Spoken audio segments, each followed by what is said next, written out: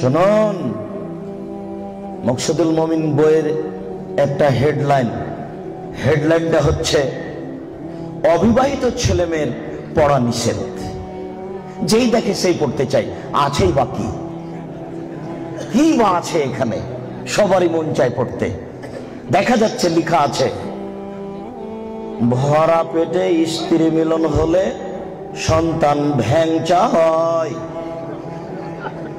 সফরের পূর্বে স্ত্রী মিলন ঘটলে ছেলে টেরা হয়, চন্দ্রগ্রহণে সূর্যগ্রহণে স্ত্রী মিলন হলে ছেলে কানা হয়। এইভাবে কথাগুলি লেখা আছে।